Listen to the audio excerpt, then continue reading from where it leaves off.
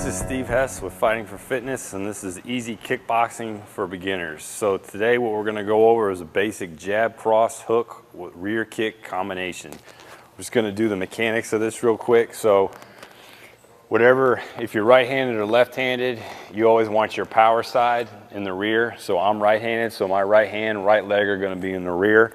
All right, so I'm just going to start off showing how to throw a correct jab. When I throw my jab, I want to take my center mass forward. I don't want to lean forward. You want to imagine you got a straight line going right through your body and you're not breaking that plane. So when I throw my jab, I'm gonna push off my rear foot and I'm coming forward with it. I'm not going to lean forward. I'm taking my body forward with it, okay? That's the jab.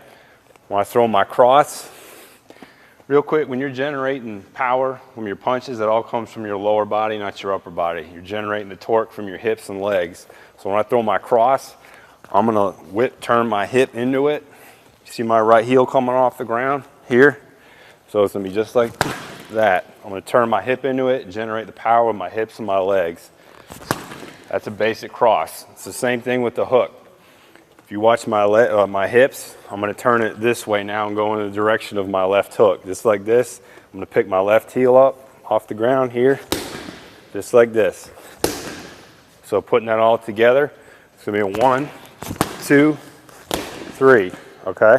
Again, 1, 2, 3. I'm generating all that torque with my hips. At the end of it, the kick at the end is be a rear leg kick. I'm going to pivot on my front part of my foot and let my hip turn around here.